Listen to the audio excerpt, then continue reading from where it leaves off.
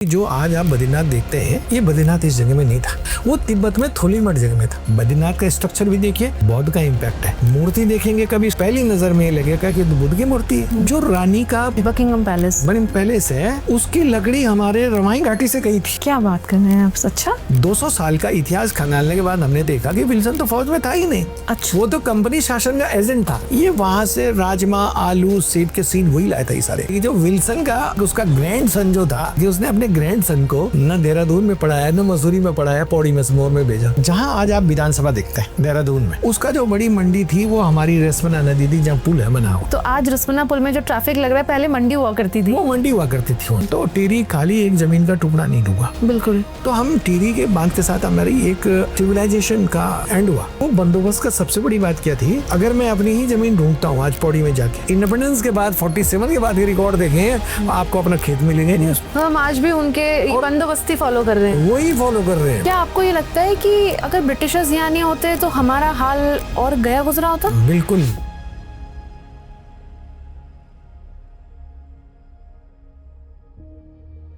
उत्तराखंड की हिस्ट्री में गढ़वाल का एक बहुत अहम भूमिका रही है, चाहे वो मंदिरों की बात करें, चाहे वो हमारी सिविलाइजेशन, हमारी कल्चर की बात करें, या चाहे फॉरगॉटन किंगडम्स की हम बात करें, तो सब चीज़ों का ट्रेस हमें गढ़वाल में दिखाई देता है। आज हमारे साथ बात करने के लिए डॉक्टर योगेश दशमाना जी हैं, फेमस हिस्टोरियन।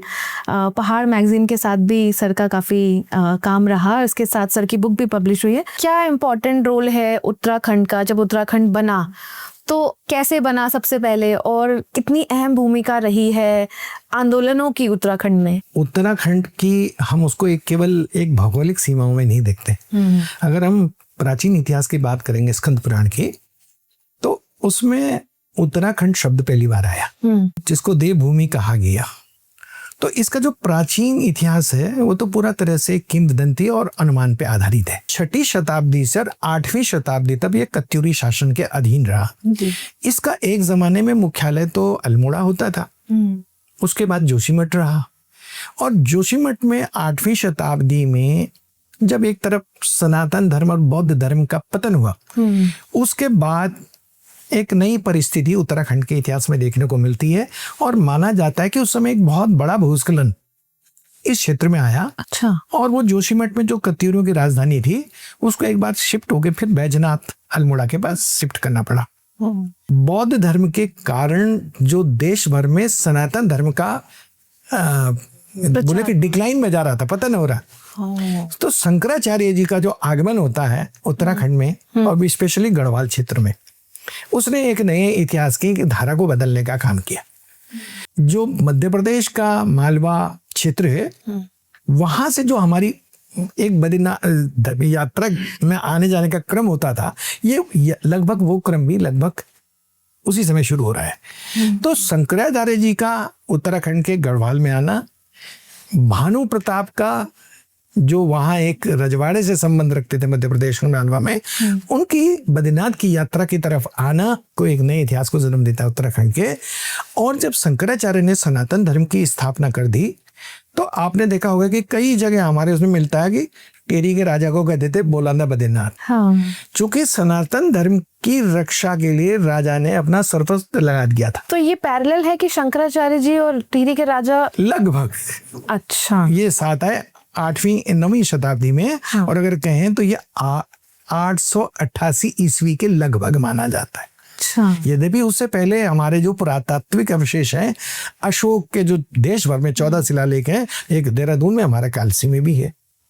तो ये भी बताता है कि हमारी गढ़वाल की उपस्थिति उस दौर से थी। शंकराचार्य जी के बाद ये देश का पहला वेदांत का, जिसे आज हम विश्वविद्यालय कह सकते हैं, वो जोशीमठ में स्थापित किया उन्होंने। वो आज भी उसी जगह पे वो विद्या का केंद्र है, ज्योतिष का केंद्र है, संस्कृत का केंद्र है हमारा। तो 888 ईस्वी से लेकर 1804 ईस्वी तक, मतलब लगभग 1200 का जो वर्षों का इतिहास है, वो हमारे वो राजवंश का परमार वंश जिसे कहते हैं, वो परमार वंश का आता है, जो पहले चांदपुरी गढ़ी में आया, यात्रा के बाद चांदपुरगढ़ में उसने एक स्थानीय लड़की से शादी कर ली। वो उसके बाद कभी लौटे नहीं अपने उस मध्य प्रदेश के उस मालवा के क्षेत्र में। और 1503 और 1500 के आसपास, उससे पहले वो लोग देवलगढ़ आ गए श्रीनगर के पास, और 1500 और 1530 के आसपास वो श्रीनगर में आए। राजवंश के जो शिकारी कुत्ते थे, हाँ, तो राजा जब देवलगढ़ से श्रीनगर घूमने जंगल से आता था, आज भी रास्ता तो करीब करीब वही है, भले उसमें पक्की सड़कें बन गई हो, हाँ।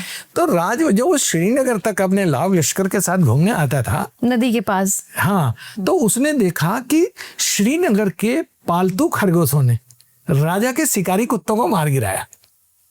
अच्छा, ये बड़ी एक दुख घटना थी। ये फोकलोर है, ये फोकलोर है, लेकिन मैंने उसके बाद 20वीं शताब्दी के जो न्यूज़पेपर देखे गढ़वाल के, हाँ, तो उसमें मुझे ये कहानी मिल गई। मैंने कहा तो पहले मैं सुनता तो रहा, तो ये तो प्रमाण एक तरह से मिल गए, प्रमाण मिल गया। तो 1530 के आसपास ये समझे कि श्रीनगर राजधानी वहां पे थी। 1503 से और 1897 तक कि नेपाल के नरेश का यहाँ पे आक्रमण होता है गोरखाओं के शासन के रूप में। 1797 से 1804 तक रुक रुक के उनके आक्रमण गढ़वाल क्षेत्र में होते रहे। इन आक्रमणों के 1904 में पूरी तरह से हमारा गढ़वाल और कुमाऊं दोनों नेपाल के गोरखा शासन के अधीन आ जाता है। मतलब कह सकते हैं कि हम नेपाल के अधीन हो गए थे। लेकिन दिसंबर 1815 को जो युद्ध होता है खुड़बुड़ा का, और अंग्रेजों से सहायता मांगी थी, तो वो में गढ़वाल नरेश हार जाता है, हाँ। और ब्रिटिशर्स का राज हो जाता है 1815 में।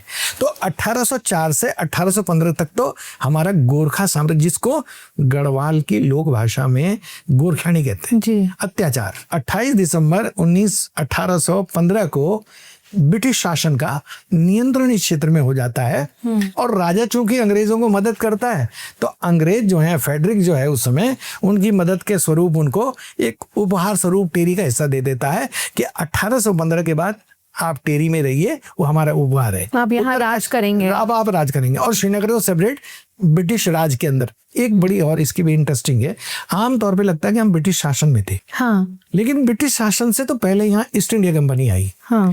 ईस्ट इंडिया कंपनी जब और जगह गई, उत्तर प्रदेश में अवध में, वहां उन्होंने ब्रिटिश शासन के अधीन रही, क्योंकि ईस्ट इंडिया कंपनी तो पहले आ गई थी, वो तो बिल्कुल व्यापारी कंपनी थी। यहाँ ईस्ट इंडिया कंपनी का राज रहा 1857 तक। अच्छा, वो ब्रिटिशर्स नहीं थे? वो ब्रिटिशर्स नहीं थे, कंपनी शासन था वो, जो इंग्लैंड से केवल व्यापारी आए थे। ये कैसे अलग था? कंपनी ही व्यापार करने के लिए भारतवर्ष आई थी। हाँ।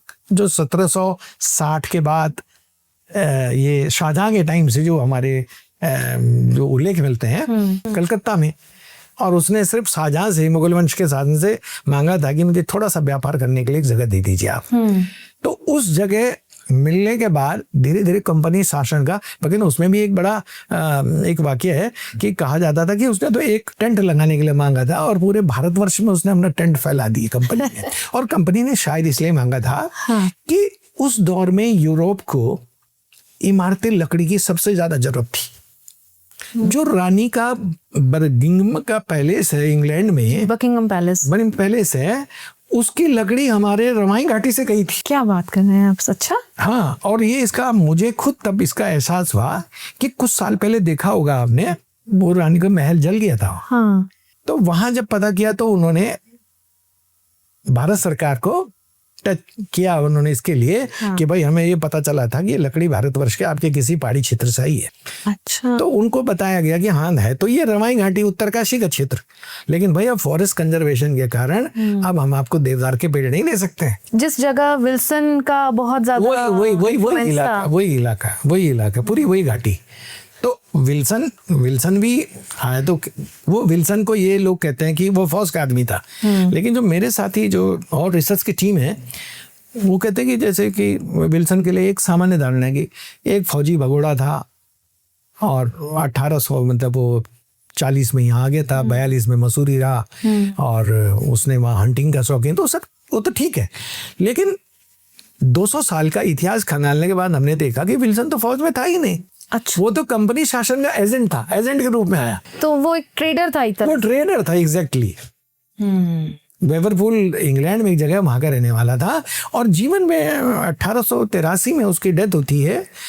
एक बार गया वो इंग्लैंड, और उस जिस समय घर गया था वो, ये वहां से राजमा, आलू, सेब के सीड वही लाया था, ये सारे ये कॉप्स वही लाया था। तो हमारे यहाँ राजमा भी नहीं होती थी ना। उस समय के लोगों को जो हमारा ट्रेडिशनल खाना था, जो बद्रीनाथ के प्रसाद के रूप में भी चढ़ता था, ये फापर, अच्छा चौलाई, ये खाना था। तो जंगली कंदमूल थे।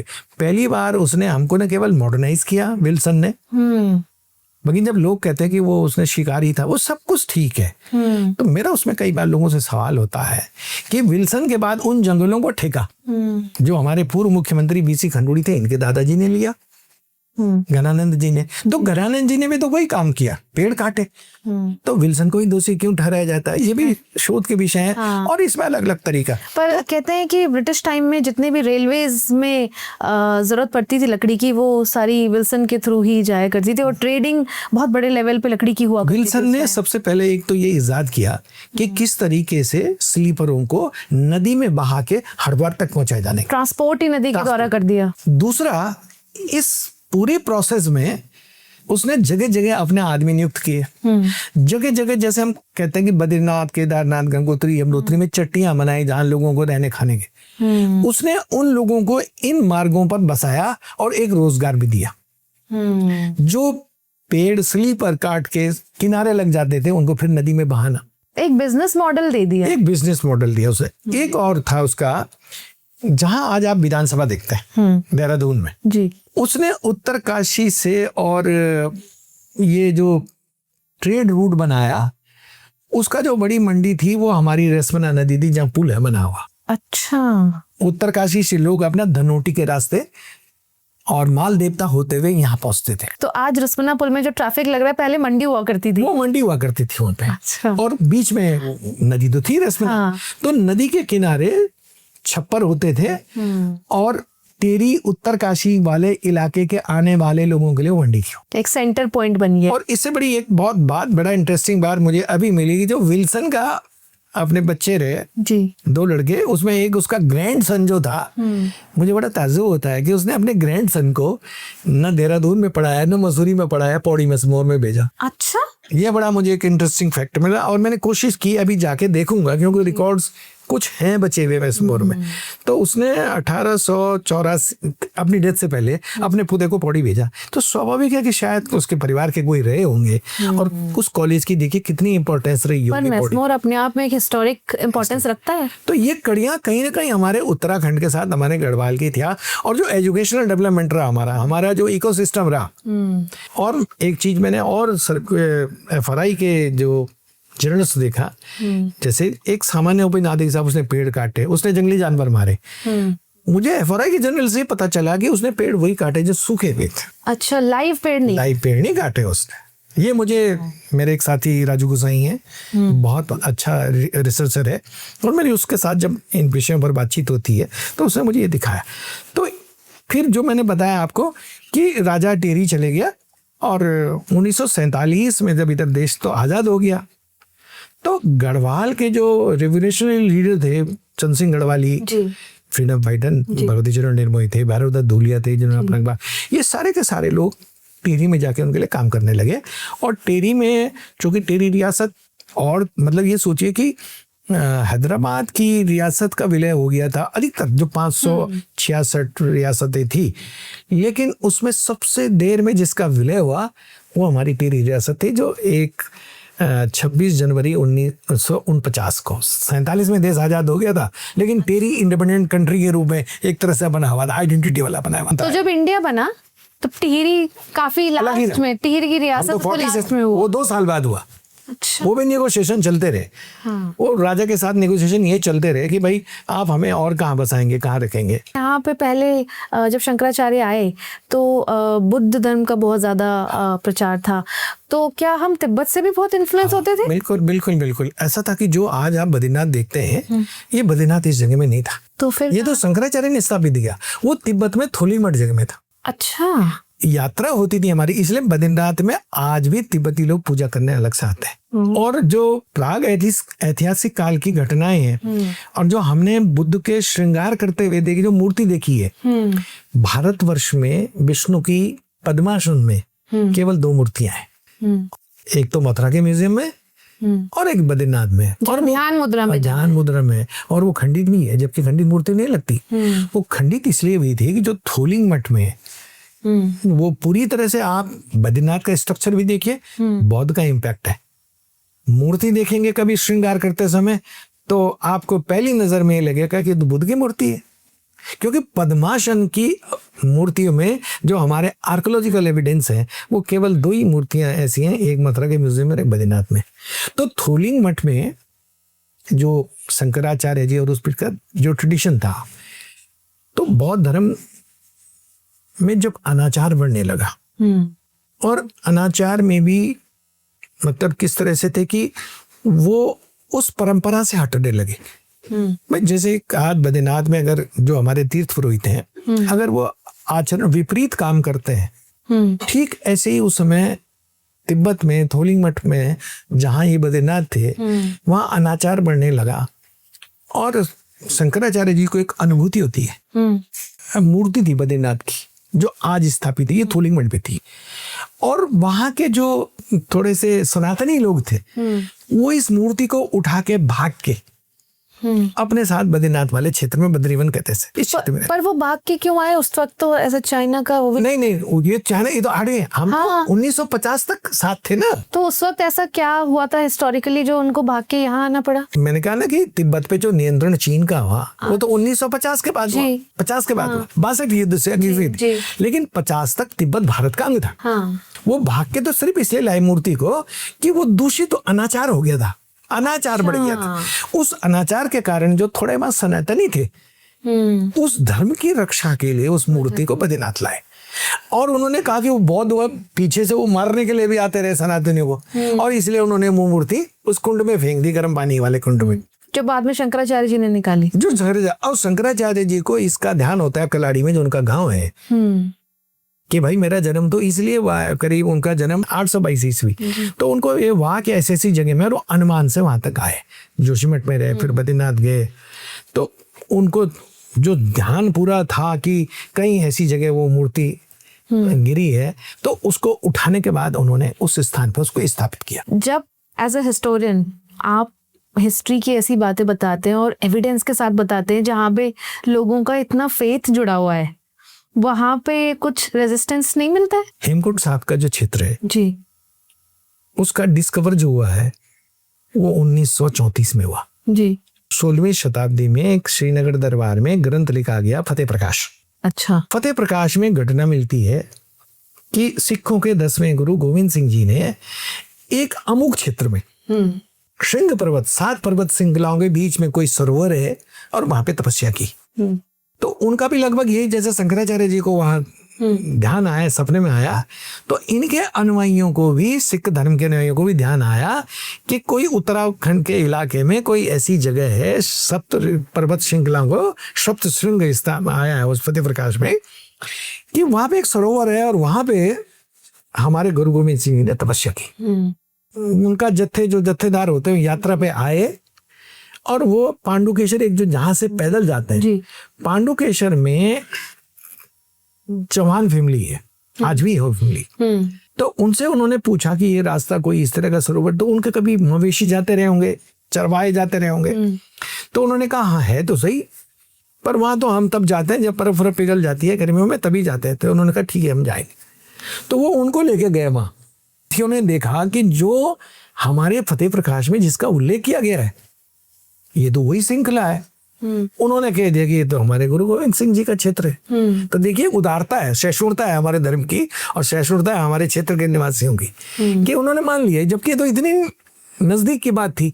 और उन्होंने एक बात बहुत बड़ी याद की कि वो जो जिस गढ़वाली व्यक्ति को साथ ले गए, चौहान को, उसको ही उन्होंने उसका पहला ग्रंथी बना दिया हेमकुंड का, पहला ग्रंथी। उसके बाद तो नीचे उन्होंने गोविंद घाट में बाकायदा गुरुद्वारा बनाया, तो उसका जो पहला ग्रंथी बना घांगरिया में भी, बल्कि घांगरिया में, उसमें जो पहला ग्रंथी बना वो चौहान परिवार के आदमी थे वो। अच्छा।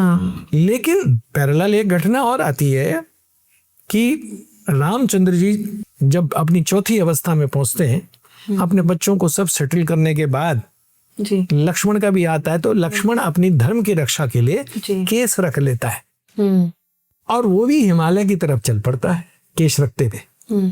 और उस हेमकुंड में उस इलाके के लोग पहले से लक्ष्मण की पूजा करते हैं। जी। तो हेमकुंड में लक्ष्मण का मंदिर भी विद्यमान है। जैसे यहाँ इसकी परंपरा रही है गुरु राम राय की, कि गुरु राम राय में जब दिल्ली के तख्त पर औरंगजेब बैठ चुका था, तो गढ़वाल नरेश के साथ उसके बड़े सौहार्दपूर्ण संबंध थे। तो गुरु रामदास यहाँ घूमते हुए आए, उनको ये जगह बहुत पसंद आई। तो खुड़बड़ा जो जगह थी जी, उन्होंने वहां अपना डेरा, ये डेरा करके, एक डेरा साहब पंजाब में भी होता है, ऐसे ही डेरा साहब यहाँ स्थापित कर दिया कुछ दिन के लिए। तो उन्होंने गढ़वाल नरेश से कहा कि 1765 की बात है कि भाई मुझे थोड़ी सी जमीन दे लो। तो राजा ने हमारे मना कर दिया, लेकिन गुरु रामदास जी की वहाँ औरंगजेब के साथ बड़े दरबार में बड़े अच्छे संबंध थे। उन्होंने उनसे रिक्वेस्ट की कि मुझे गढ़वाल नरेश से जमीन दिला दो। तो गढ़वाल नरेश ने 4 गांव उनको दिए। और 4 गांव आज क्या बोलते हैं? वो जो पूरा जो क्षेत्र है, अच्छा, गुरु राम राय की जितनी प्रॉपर्टी है जी, वो सारी उस 4 गांव में समाई हुई थी उस समय। तो उन्होंने भी एक तरह से जैसे ओरल ट्रेडिशन, मौखिक परंपराओं में कह दिया कि इसका जो उस समय से जो भी इसका प्रीस्ट बनेगा, मुखिया महंत बनेगा, पुजारी बनेगा, वो गढ़वाली होगा।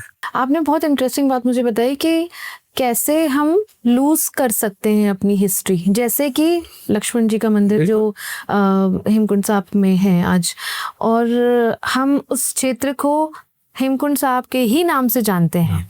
वहां जाने पर भी अगर आप तसल्ली से बैठ के देखेंगे तो शायद आपको मंदिर दिख जाएगा, बिकॉज वो इतना छोटा है, बहुत छोटा कि आपको वो शायद नजर भी ना आए। हमारे स्थानीय लोग तो दिया बत्ती भी नहीं करते। हेमकुंड साहब वाले ही जो ट्रस्ट है, दिया बत्ती, रंग रोगन, बिजली वही देते हैं। और ऐसी कौन सी जगह हैं उत्तराखंड में?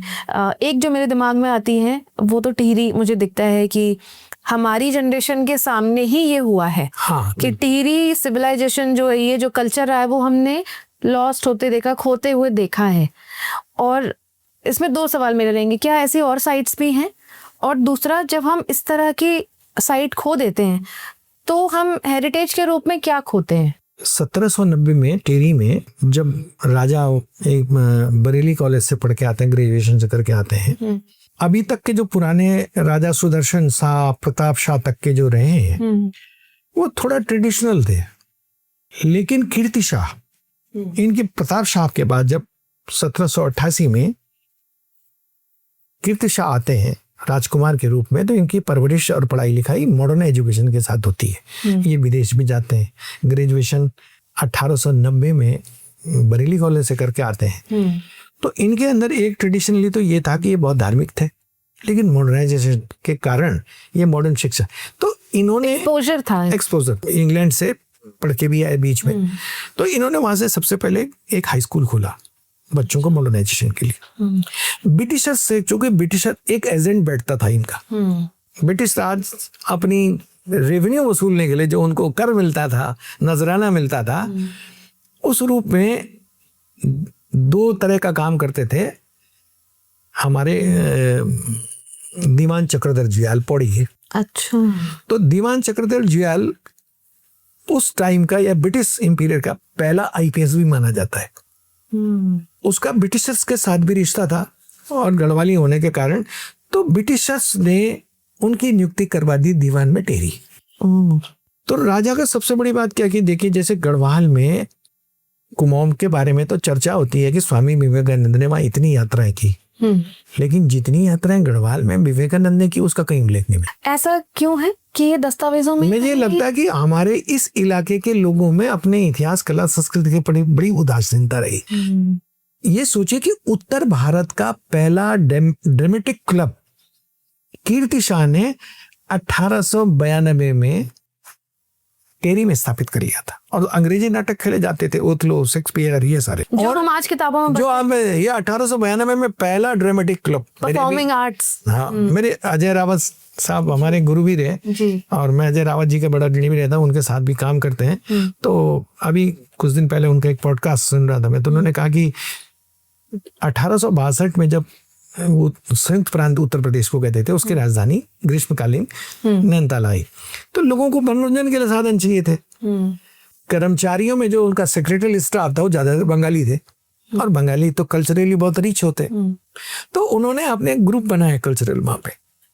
तो मैंने उनसे कहा कि सर हमारे यहाँ तो 1888 में और 1890 में प्रेस भी आ गया टिहरी में। देखिए जबकि ब्रिटिश गढ़वाल में पास में था, हमारे यहाँ नहीं था। तो ये एक्सपोजर की वजह से ये क्या, exposure, क्यों बाहर गए थे? ये वो बाहर गए थे और दोनों चीजें थी। उन्होंने उनके उनका जो अपना चिकित्सक था वो भट्टाचार्य थे, दीवान का काम भी करते थे, चिकित्सक भी थे। तो भट्टाचार्य के कारण स्वामी विवेकानंद और को लगा कि मुझे टिहरी आना चाहिए। तो वो 1890 में टिहरी आए, 1888 में श्रीनगर तक आए, तब तक हैजा फैल गया। अच्छा। एडमिनिस्ट्रेशन ने कहा कि अब हम आगे नहीं जाने देंगे आपको, तो वो वापस लौट गया। फिर मैंने उन सारे रास्तों को ट्रेस करके फिर दूसरी बार आए। दूसरी बार क्या हुआ कि वो रुद्रप्रयाग तक पहुंच गए, काली कमली की धर्मशाला ही थी, वहां पे रुके और वहां पे भी फिर उनके खुद बुखार आ गया, नहीं जा पाए, फिर लौट गए वापस। प्रशासन ने कहा कि आप लौट जाइए। लेकिन स्वामी विवेकानंद जी के दिमाग में क्या आया कि जिस बद्री केदारनाथ की हम यात्रा को करते हैं और इतने रास्ते में मैं देख रहा हूँ कि लोग बीमारियों से, हैजा से, इस तरह की बीमारियों से मर रहे हैं, तो सबसे बड़ी सेवा तो ये है कि इन दीन दुखियों की सेवा की जाए पहले। तो ये जो काली कमली वाले की धर्मशालाएं खुलने का स्थान है, ये 1888 में, यानी कि पंजाब के रहने वाले लोग थे। आज उस यात्रा को लोग भूल गए कि काली कमली का कितना बड़ा योगदान है कि 72 चट्टियां थी हमारी इन चारों धामों में, मेन चट्टियां, छोटी बातें। इन चट्टियों का मालिक को चट्टी मैनेजर कहते थे। वो चट्टी मैनेजर का काम ये होता था कि जो यात्री आएंगे उनके रहने खाने की व्यवस्था करना। बीमार पड़ने पे जो वैद्य थे, वैद्य भी उसके साथ जुड़े हुए थे। तो ये कितनी एक बार्टर इकोनॉमी थी हमारी, बाहर से कुछ नहीं था, और सेवा का भाव था। स्वामी विवेकानंद ने भी उसके बाद जो रामकृष्ण मिशन की स्थापना के बाद जो औषधालय खोले, वही कॉन्सेप्ट था। फिर मैं शंकराचार्य जी की बात पे इसलिए आना चाहता हूँ कि जब 4 धामों में उन्होंने देश के स्थापित किए, ये बद्रीधाम, ये अकेला ऐसा धाम है कि जहां हमने अनुसूचित जाति वाले लोगों को भी हिस्सा दिया है। ये बार्टर इकोनॉमी का बड़ा जबरदस्त कॉन्सेप्ट है हमारा, जो देश के लिए नजीर है। आमतौर पे जिन लोगों ने मंदिर बनाए हम उनको कहते हैं अछूत हैं, है ना। हमारे मैदान में तो दलित कहते हैं, लेकिन हमारे यहाँ दलित शब्द नहीं है, हमारे यहाँ शिल्पकार है, शिल्पी हैं जिन्होंने मंदिर बनाए। और जिन्होंने मंदिर बनाए उन्हीं को हम इतना अछूत मानते हैं कि बनाए। तो देखिए शंकराचार्य जी की दृष्टि देखिए और इससे राष्ट्रीय एकता, नेशनल इंटीग्रेशन का देखिए कि उन्होंने जो अपने साथ 32 जातियां लाए थे वो दक्षिण भारत की, जिसमें ये जो हक हकूकधारी थे, डिमरी भी थे, भट्ट भी थे, और इसी तरह उनका जो ममेरे भाई थे वो सतपुड़ा मतलब कर्नाटक के थे। कर्नाटक के ममेरे मतलब ननिहाल के लोगों को उन्होंने बद्रीनाथ का रावल बनाया। अब वो परंपरा देखिए आज भी चल रही है। हाँ। आज इसलिए चल पा रही है कि हमने हर जाति के लोगों को समाज में हिस्सा दिया है बद्रीनाथ। अब आप देखिए कि माणा की महिलाएं जो अपना कंबल वो बुनती हैं, जो अखंड ज्योति का जी, अब वो अनुसूचित जाति और जनजाति की महिलाएं हैं। तो वैसे तो हम बहुत परहेज करते हैं कि साहब मंदिरों में नहीं जाएंगे अनुसूचित जाति, लेकिन शंकराचार्य जी ने व्यवस्था कर दी कि ये दिया बत्ती का तो आपका ही होगा। तो एक अंशदान उस जो चढ़ावा था उनको भी जाता है। जो डिमरी लोग तमाम बांट दिया, डिमरी लोगों को लक्ष्मी मंदिर दे दिया। हटवाल लोग जो 12 थानी जो जातियां ब्राह्मणों की थी, उन सारी जातियों को उन्होंने काम दे दिया। हटवाल लोगों को जैसे था ना कि हमारा गया में होता है बिहार में कि जिनको पता नहीं है कि हमारे पूर्वज कौन थे, कैसे मरे, वो तर्पण की जो एक परंपरा वहां है गया बिहार में।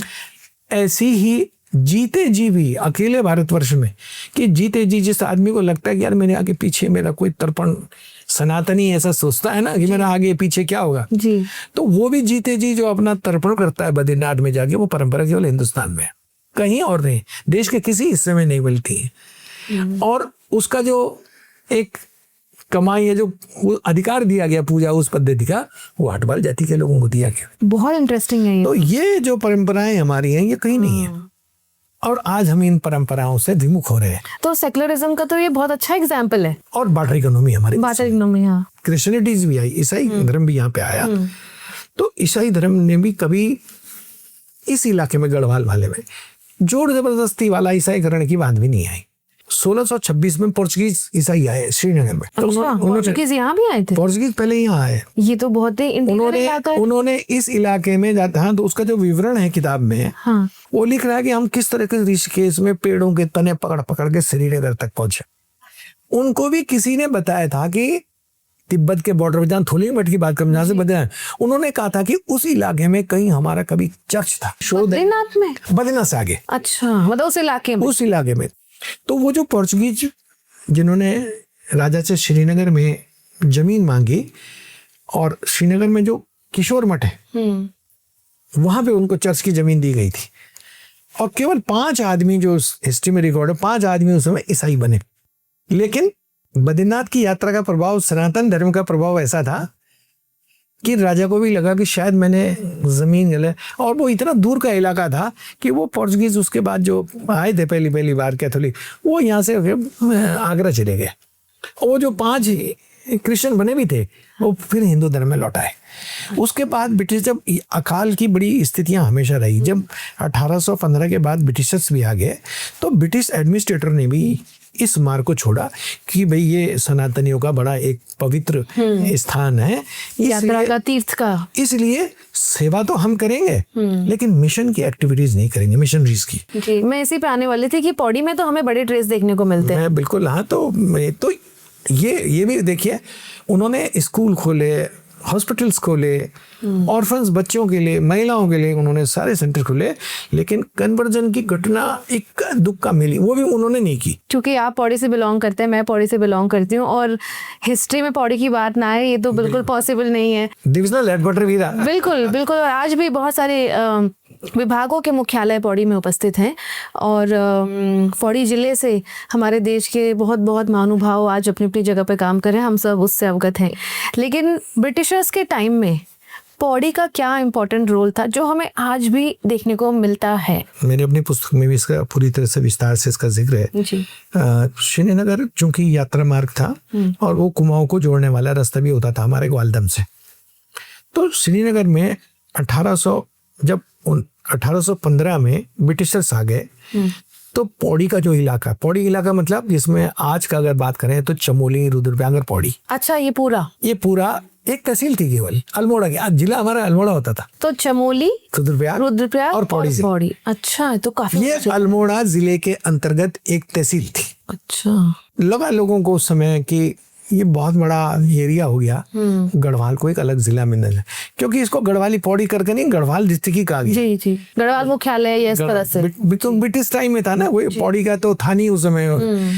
लेकिन क्या हुआ कि 1839 में श्रीनगर में बाढ़ आती रही। श्रीनगर 7 बार बहा। अच्छा, फ्लड में। राजा का महल भी उसी में गया 7 बार। और अगर 8वीं बार गया तो 2013 में जो केदारनाथ की आपदा आई उसमें भी श्रीनगर का नीचे का जो पोर्शन वो बह गया था।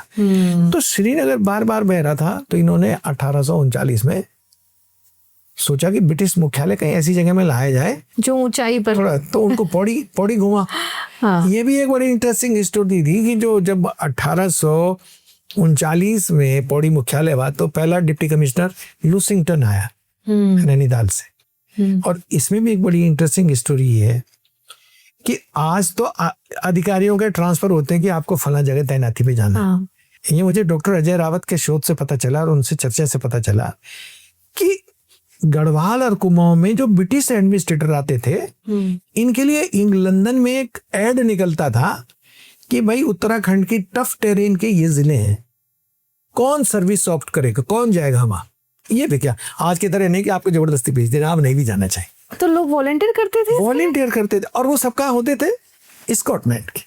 और स्कॉटलैंड की इसलिए आते थे कि उनको ऐसी टफ टेरेन में रहने की आदत थी जो हमें गढ़वाल कुआं में ये टफ टेरेन, ये एक बड़ा मुझे इंटरेस्टिंग अपने हिस्ट्री में देखने को मिला। मैं भी आपको एक वाकया बताना चाहूंगी इससे। जब मैं स्कॉटलैंड गई थी अभी रिसेंटली 2 साल पहले, तो एक कासल हम गए थे, वहाँ पे हमने लॉर्ड लैंसडाउन का नाम देखा और वहाँ पे हमने लैंडोर का भी बहुत जिक्र देखा। तो हमें मुझे पता चला कि स्कॉटलैंड का उत्तराखंड पे कितना इन्फ्लुएंस। जो ब्रिटिशर्स आए एडमिनिस्ट्रेटर उसमें मोस्टली स्कॉटलैंड से थे, क्योंकि ठंडे इलाके से थे और टफ टेरेन में। अब आप ये सोचे कि आज भी हमारे गढ़वाल रीजन में कोई अपने जमीन अगर गांव में ढूंढने जाएगा और उसको नहीं मिलेगी माना, या कहाँ से ढूंढूं, कोई परिवार वाला नहीं बताने को तैयार है, एडमिनिस्ट्रेशन में कोई बताने को तैयार नहीं है, तो आपको एक चीज याद रहनी चाहिए, वो क्या है? इबटसन बंदोबस्त।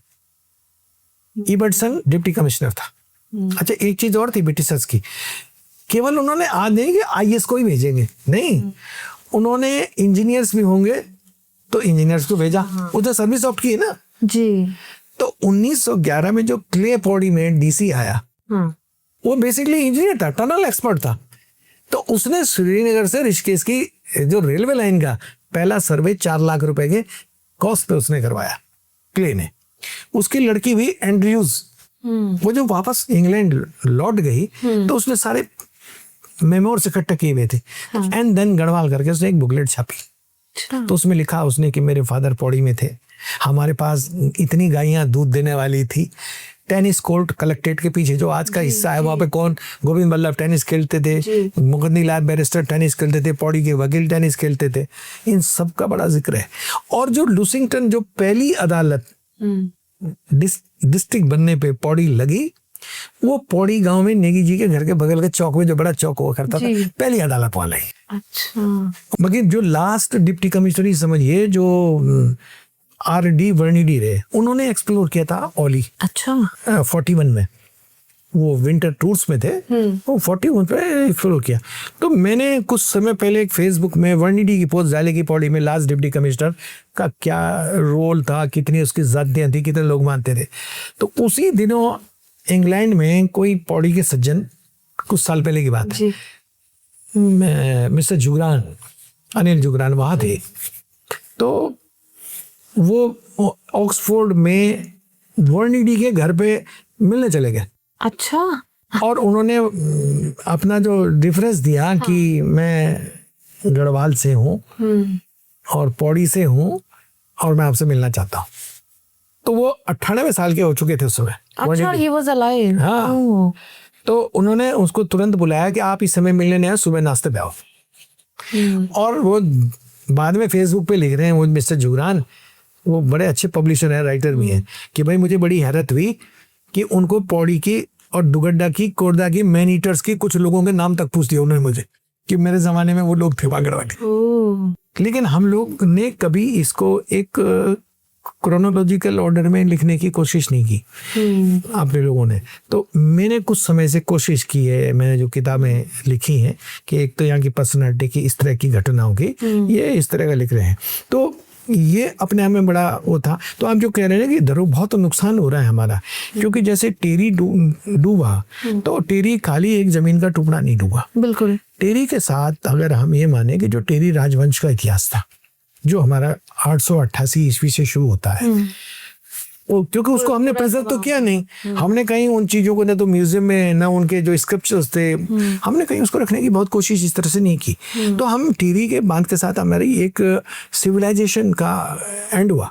तो ऐसे ही आज भी जो हमारे आर्कोलॉजिकल एविडेंसेस है हमारे, चाहे मलारी में आपने कहा था, जिक्र किया था, कहाँ है मलारी, बहुत बड़ा, गढ़वाल यूनिवर्सिटी ने एक्सपेडिशन किया।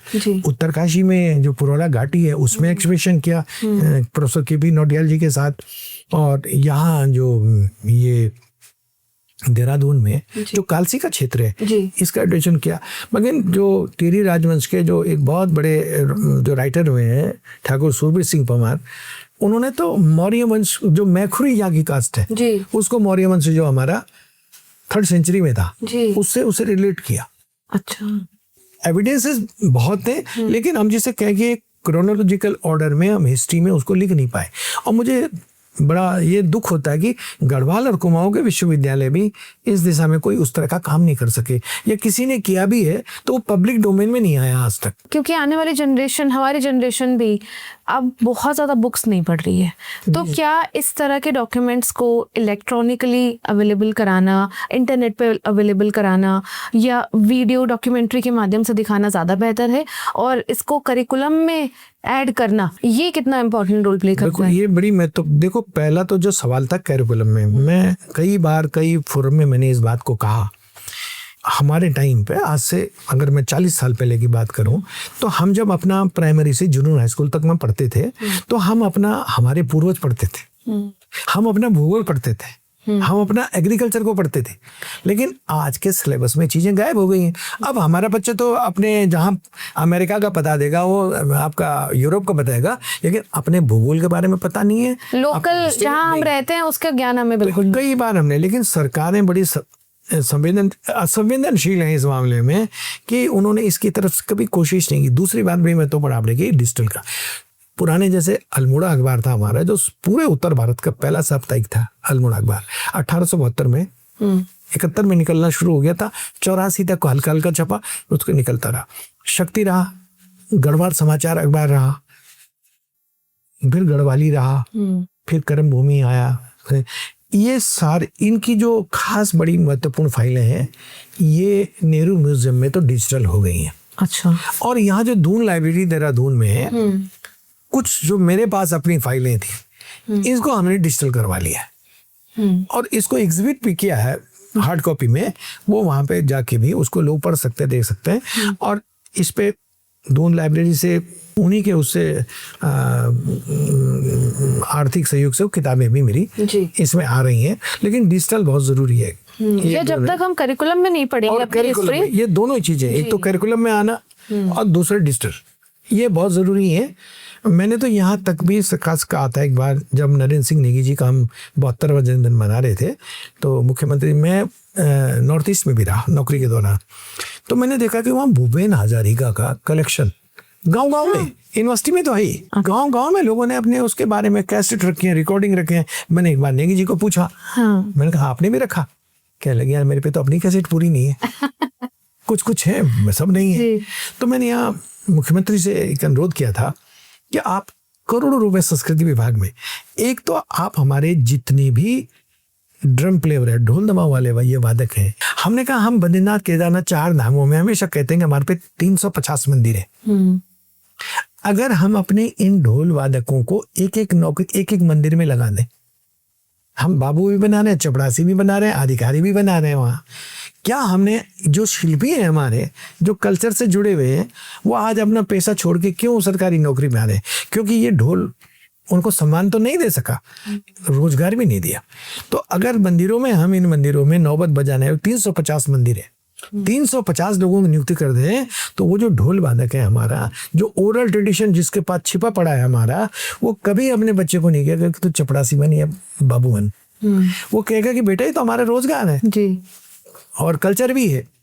तो हमारा इंस्ट्रूमेंट ढोल भी बचेगा और ढोली भी बचेगा। लेकिन मुझे हैरत होती है कि कई बार कई किस्म के प्लेटफॉर्म बोलने के बाद, अब जैसे पौड़ी की बात होती है, 4 मुख्यमंत्री हमारे रहे, कभी किसी ने ध्यान नहीं दी और मैं सबके पास गया। इस तरह के बहुत सारे कल्चरल लॉस हमने अपनी जनरेशन में देखे, जैसे टीवी का आपने नाम लिया, और कैसे आपने बताया कि जब उत्तराखंड नहीं था, जब भारत को जब आज़ादी मिली, तो कैसे रेजिस्टेंस एक था, कैसे कितना लेट हमारा टीवी का जो प्रदेश था वो बाद में वो इकट्ठा हुआ। महात्मा गांधी ने कहा 1920 में कि आप विदेशी वस्त्रों का बहिष्कार करेंगे, स्कूल का बहिष्कार करेंगे, कॉलेज।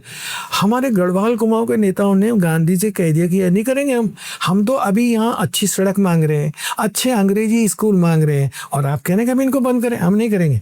करेंगे हम राष्ट्रीय आंदोलन, करेंगे हम सरकार के विरुद्ध आंदोलन, लेकिन अपनी शर्तों पर। तो अब क्या था, बेकार था कि वो सड़क नहीं थी तो बॉन्डेड लेबर हुई, फॉरेस्ट थे। जब 1870 में देश का वन विभाग बन गया, तो हमारी जो गांव की सीमाएं थी, जो पंचायत के वन होते घटने लगे, तो उन्होंने कहा कि हम इन 2 सवालों पर आंदोलन करेंगे। तो उन्होंने गांधी को भी आईने दिखाने का काम किया। इतने हमारे पूर्वज इतने मतलब इतनी क्लैरिटी रखते थे, इतने क्लैरिटी रखते थे। और हम कहते हैं कि शायद अगर मिशनरीज के स्कूल ना आते, तो आज जो स्थिति, हम जो आप कह रहे थे ना, देश भर में जिस तरह हम दिखाई देते हैं, अधिकांश लोग इन्हीं स्कूलों से पढ़े हुए। एक बार फ्रैंक वाइजनर पौड़ी आए, अमेरिका के राजदूत थे दिल्ली में, ये बात है 94 की। फ्रैंक वाइजनर को अचानक सूझा, उसने किसी आदमी से कहा कि यार मुझे पौड़ी जाना है, तो उनके साथी ने कहा कि ये पौड़ी क्या, मैं छुट्टी पे जाऊंगा। तो उनको एक क्रिश्चियन पायलट मिल गया जो गडोली को, पौड़ी में गडोली जानता जी जी, और वो बिना किसी इन्फॉर्मेशन में लैंड कर गए। मैं यहाँ नहीं था उस समय पौड़ी में, मैं बाहर था लखनऊ। तो डिस्ट्रिक्ट मजिस्ट्रेट एक भूपेंद्र सिंह थे, उनको लगा कि शायद कोई प्लेन क्रैश हो गया। अच्छा। अब वो लाव लश्कर के साथ गडोली पहुंच गए।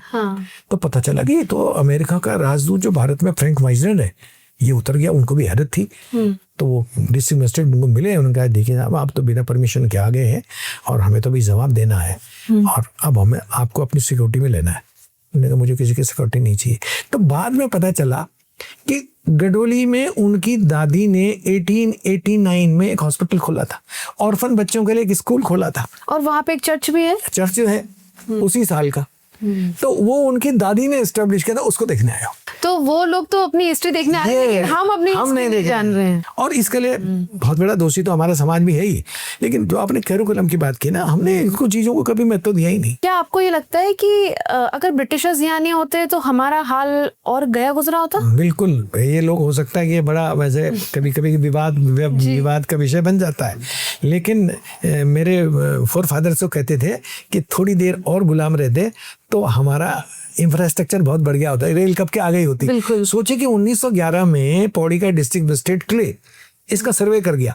हाँ, टनल का भी जो आज तक भी ट्रेन नहीं आ पाई है। नहीं, हमारे उसमें बैरिस्टर मुकुंद लाल क्योंकि इंग्लैंड से करके आए थे, उत्तराखंड के पहले बैरिस्टर थे, वो 1923 में पौड़ी के MLC बने पौड़ी के से। उन्होंने कहा था कि अगर कर्णप्रयाग रेलवे लाइन में ज्यादा खर्चा बताया गया था उसमें, तो उन्होंने कहा था कि कोटद्वार दुगड्डा से टनल से हम पावा होते हुए इसको कर्णप्रयाग पहुंचा सकते हैं। और जो जमीन थी जो पौड़ी का, अगर आपने जो आज का कलेक्टेड बना हुआ है नई बिल्डिंग, वो रेलवे के ऑफिस के लिए जमीन आज भी, हाँ, रेलवे रिकॉर्ड में, रेवेन्यू रिकॉर्ड में है। इतने दूरदृष्टि थे वो लोग। आज भी 75 साल बाद हमारे ट्रेन नहीं आ पाई, और कोटद्वार जो स्टेशन बना है वो भी शायद सिंगल ट्रैक है और उसमें कुछ नहीं कर पाए। कुछ नहीं कर पाए। और क्योंकि वो हिली टेरेन के उनको आदत थी, उनको आइडिया भी था, उनको पसंद भी आता, उनको रिसर्च भी था, जगह के बारे में वो फेमिलियर थे, तो शायद वो यहाँ का डेवलपमेंट बेटर कर पाते। वो बिल्कुल बेटर करते हैं। और मैं बता रहा हूँ जैसे उन्होंने लैंड सेटलमेंट की, तो DC अपना कैंप लगा के गांव में पड़ा हुआ है। आज हमारे कितने ब्यूरोक्रेट्स गांव में रहने के लिए तैयार होंगे, नेता नहीं रहता हमारे। बिल्कुल, तो डॉक्टर्स नहीं है, टीचर्स नहीं है। कारण यही है कि वो लोग कमिटेड है। बंदोबस्ती जो आपने बोला कि ब्रिटिशर्स यहाँ लेकर आए थे, उसका क्या इम्पोर्टेंट रोल है आज पूरे गढ़वाल कुमाऊं में? 1815 में जब हम ब्रिटिशर्स के अधीन आ गए तो ई के गार्डनर पहला हमारा कमिश्नर आया, वो 1 साल रहा। तो उसने एक साल में थोड़ा बहुत खाका खींचा, लेकिन उसके बाद आया दूसरा कमिश्नर H.G. ट्रेल। उससे पहले क्या था कि जब तक हम राजशाही में या गोरखा के शासन में रहे तो उस समय सनदें चलती थी, आप प्रभावशाली थोड़ा सा उस पढ़े लिखे लोग हैं उस जमाने के, आपको उस जमीनें दे दी उन्होंने। लेकिन ब्रिटिशर्स के आने का जो सबसे बड़ा लाभ मिला कि उन्होंने कानून पर आधारित एक व्यवस्था लागू की, जैसे लैंड का था बंदोबस्त, जिसे के लैंड सेटलमेंट जी। उन्होंने कहा कि ठीक है, अगर राजा ने किसी को 10 नाली कहीं जमीन दे रखी है, वैलिड डॉक्यूमेंट है, आपके नाम चढ़ गई हो। लेकिन उन्होंने जो हमारे शिल्पकार थे उनके नाम से भी ऐसा नहीं है कि उनके पास तो जमीन नहीं थी, तो उन्होंने उन शिल्पकारों के नाम पे भी चढ़ानी शुरू की। H.G. ट्रेल ने अपने रहते 1835 तक वो हमारा कमिश्नर रहा।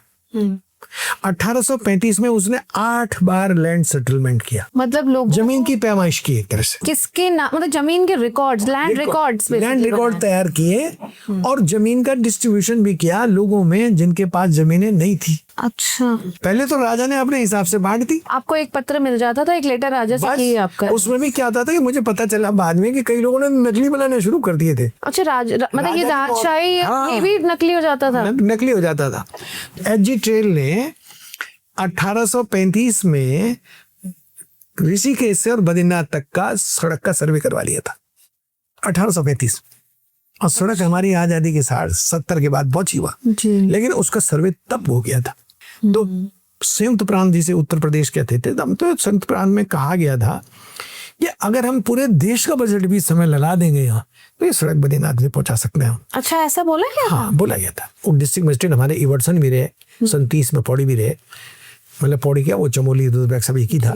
तो उन्होंने भी कहा, लेकिन हमारे लीडर देखिए, या हमारे लीडर्स ने कहा था कि इवर्सन साहब, कमिश्नर साहब, अगर सड़क नहीं पहुंच सकती तो यहाँ बाई एयर की तो फैसिलिटीज कर दीजिए।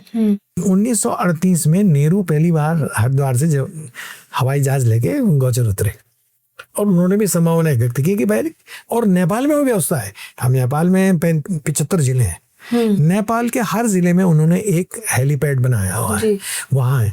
तो हम अब आज तक अपने पास हेलीपैड, हमारे पास जो हेलीपैड है वो वेल इक्विप्ड नहीं है। हमारा जो डीजीसी कंट्रोल करता है, एयर ट्रैफिक कंट्रोल है, हमारे पास आज तक अपना नहीं है। हम यूपी से डायरेक्शन मिलता है, हमारे पे अपना ही नहीं। और नेपाल में है। बताइए हम कितने पीछे हैं। ये तो वो बंदोबस्त का सबसे बड़ी बात क्या थी कि अगर आज आपको अपना गांव, अच्छा, इन ब्रिटिशर्स जाने के बाद लैंड सेटलमेंट हिंदुस्तानी सरकार ने भी 1-2 बार किए, वो पूरे नहीं हो पाए। तो आज उसका क्या होता है, दिक्कत क्या आती है कि अगर मैं अपनी ही जमीन ढूंढता हूँ आज पौड़ी में जाके, तो मुझे कलेक्ट्रेट में जाके या बंदोबस्त जो सेटलमेंट ऑफिस है वहां बोलना पड़ता है कि भाई जो 1926 से और 1932 तक इबटसन पौड़ी में रहा और उसने पौड़ी, चमोली, रुद्रप्रयाग का लैंड सेटलमेंट किया, तो वो लैंड सेटलमेंट का रिकॉर्ड ही बता पाएगा कि आपकी जमीन कौन है। अगर आप इंडिपेंडेंस के बाद 47 के बाद ये रिकॉर्ड देखें, आपको अपना खेत मिलेगा नहीं, उसमें आपको अपने फोर फादर्स का नाम मिलता है कि नहीं मिलता है, वो हमको चढ़ाने पड़ते हैं, और ये सारे काम वो करके चले गए थे ब्रिटिशर्स। हम आज भी उनके बंदोबस्ती फॉलो कर रहे हैं, वही फॉलो कर रहे हैं आज भी, कोई चेंज नहीं है उसमें। लेकिन जो डिस्पैरिटीज हैं, जो दिक्कतें हैं, वो हमारे बंदोबस्त के कारण है, जो बाद में हुआ वो सिस्टमेटिक ढंग से नहीं हुआ कि हम रिकॉर्ड्स को अच्छे से संभाल के नहीं रख पाए, कहीं वो डिस्ट्रॉय हो गए किसी तरह से। मेरे फोर फादर्स के नाम जमीन है जी, तो उसके बाद ब्रिटिश टाइम का ये था कि उसने श्रीनगर में एक व्यक्ति को पहली बार सरकारी नौकरी दी, उसने 1816 में, वो जो मौला राम तोमर जिसकी पेंटिंग है जी, उसके दादा को। वो बहुत अच्छे नक्शे बनाता था, तो उसने मतलब तिब्बत तक के सारे नक्शे तैयार करवा लिए थे, सारा लैंड रिकॉर्ड एक जगह कंसोलिडेट कर दिया था। तो होता क्या था कि जैसे मेरे दादा के बाद में कितने बच्चे लड़के हुए, तो उनके नाम चढ़ जाने चाहिए। हाँ। तो जब तक ब्रिटिशर्स रहे वो सारा रेवेन्यू डिपार्टमेंट इस काम को करता रहा, और बाद में जब इंडिपेंडेंट हो गया तो पता चलता है कि आपका तो नाम ही नहीं है उसमें।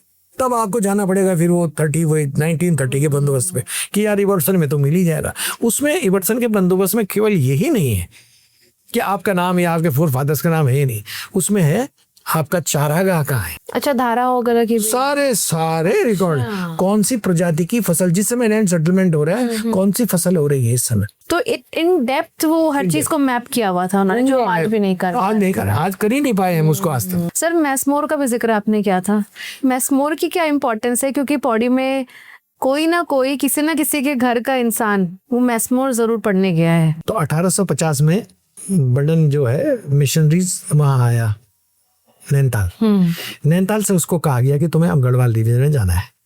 गढ़वाल से उसको मतलब पौड़ी आना था। तो जो मैसमोर, जहाँ चर्च है मैसमोर का, वहां से ऊपर अगर वो इंटर कॉलेज का जहाँ प्रिंसिपल का बंगला होता था, ये पूरी एक बेल्ट ट्रेल थी, एक बेल्ट जो थी। इस बेल्ट में उस समय उन्होंने 400 नाली जमीन खरीदी ट्री प्लांटेशन के लिए। वहाँ आज भी कुछ देवदार, चीड़ के पेड़ दिखाई देते हैं, पर वहाँ टी के भी कुछ जगह आपको मिल जाएंगे। 1850 में फिर उन्होंने गडोली खरीद लिया।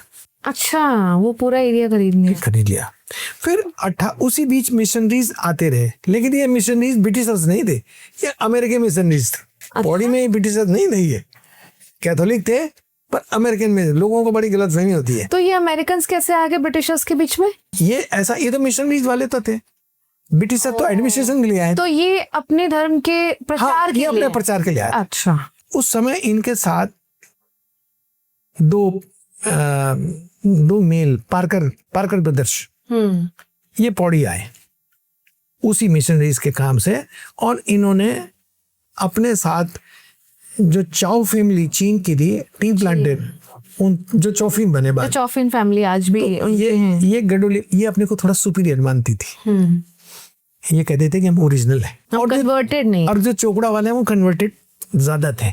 भले उसमें मिशनरीज अमेरिका भी थे। मैसमोर खुद लास्ट टाइम पे अमेरिका से यही मिल के आया था कि भाई मैं मिशन के काम के जा रहा हूँ, लौट के आता कि नहीं आता हूँ। तो 1864 में पार्कर बंधुओं ने, इनके मेरे पे फोटोग्राफ है, इन दोनों लोगों ने वहां पे प्राइमरी स्कूल शुरू किया टेंट में। और पहले बार में 3 बच्चे आए पढ़ने वाले, और नारायण दत्त चंदोला होते थे राय के, वो उनके प्रिंसिपल थे। अगले साल 9 बच्चे आए, वो भी टेंट में चलता रहा। फिर 1870 के पास जो पुराना एक प्राइमरी स्कूल है थॉमर नाम से, अब तो वो कोई मिशनरीज की गतिविधि होती हैं, वो बना 1870 में।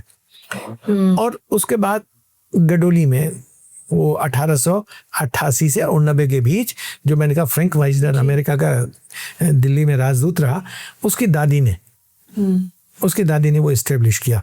तो वो जो स्कूल का ढांचा है वो 1864 में 65 से रेगुलर चलने लगा, और वो आज भी बहुत ही। अब उसमें क्या हुआ कि 1899 तक 1899 में मेस्मोर मिशनरीज के रूप में आया था।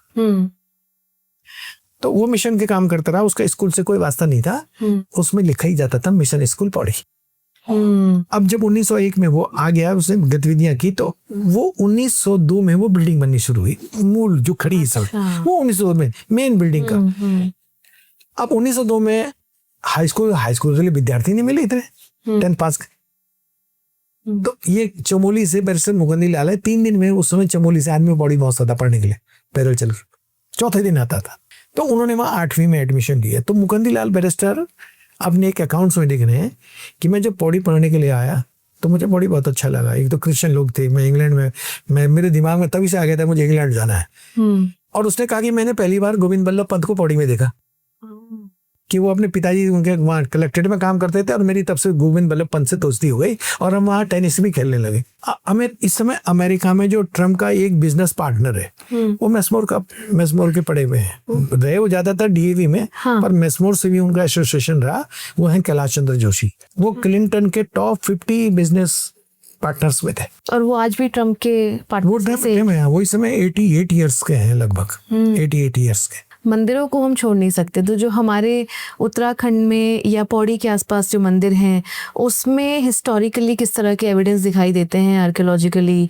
क्या जो कहा जाता है कि पांडवों ने मंदिर बनाए थे, क्या वाकई में ऐसा है? देखिए, जो मेन स्ट्रक्चर कहीं भी आप चाहे पौड़ी के कालेश्वर का कहें, चाहे केदारनाथ का कहें, बद्रीनाथ का कहें, लगभग इन मंदिरों की जो संरचना है वो 8वीं शताब्दी के बाद ही माना जाता है। ज्यादातर मंदिर शंकराचार्य द्वारा स्थापित ही, लेकिन जो वर्तमान स्ट्रक्चर है, ये वर्तमान स्ट्रक्चर तो 12वीं शताब्दी के बाद आए।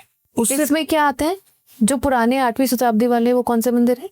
8वीं शताब्दी से पहले जो था ना, हमारे जैसे उडियार कहते हैं हमारे यहाँ जी, हमारे यहाँ जो देवता रहा, जो ये मंदिरों की परंपरा है, वो उडियार वाला रहा, उडियार का कल्चर।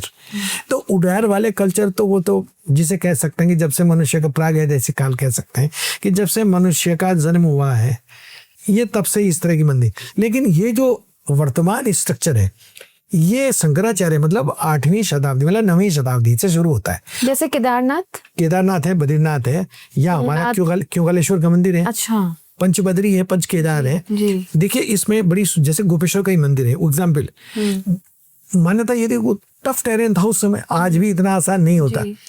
तो ये माना जाता था कि जो केदारनाथ की यात्रा न कर पाए, वो गोपेश्वर में गोपीनाथ वो वही है, तो गोपेश्वर की दाता थी।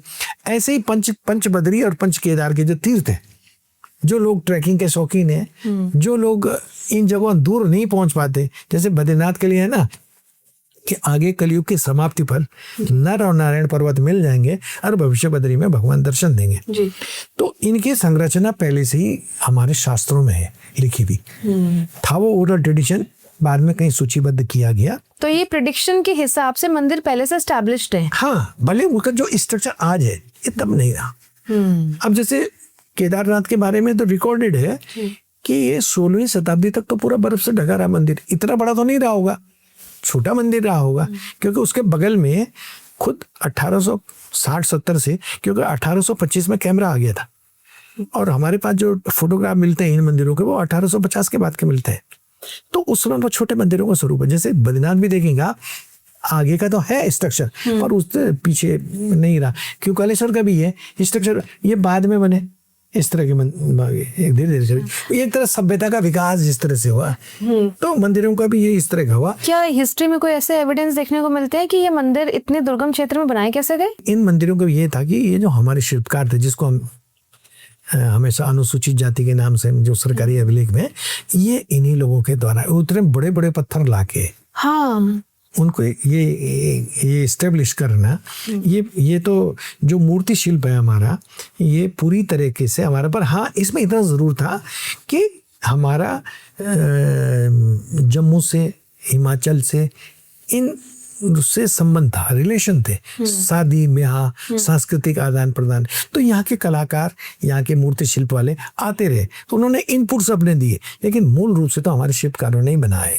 उस टाइम तो ऐसी कोई टेक्नोलॉजी पुली कुछ भी नहीं था। अब आप देखिए, जो एक छोटे स्कूल का उदाहरण ले लीजिए आप, जो मेस्मोर का स्कूल है, उसमें कहाँ सीमेंट था, हाँ लकड़ियों से बना है, लकड़ियों से बना है, और जो जोड़े गए वो दाल से जोड़े गए। तो वो इन मंदिरों में भी वही है। आप चाहे क्योकलेश्वर का मंदिर देखें, गोपेश्वर का मंदिर देखें, बद्रीनाथ का मंदिर देखें, इसीलिए तो आर्कियोलॉजिकल जब 1860 में कनिंघम आया और कनिंघम के द्वारा ये आर्कियोलॉजिकल साइट्स पे काम शुरू हुआ 60 में, तो उन्होंने ये कहा कि भाई इसको इस शेप पे रख। हमारे यहाँ तो आज कहते हैं ना कि मार्बल लगा दो, उन्होंने कहा नहीं, इसको ओरिजिनल इसमें रखो। वो है इस तरह का। सर यही पे अपनी बात समाप्त करना चाहूँगी। शायद हमारे जो पूर्वज थे वो हमसे बहुत ज़्यादा समझ और ज्ञान रखते थे, तो आपका बहुत बहुत धन्यवाद कि आपने ये ज्ञान हमारे साथ साझा किया। आपने मुझे आमंत्रित किया, इसके लिए मैं आपका भी धन्यवाद करता हूँ।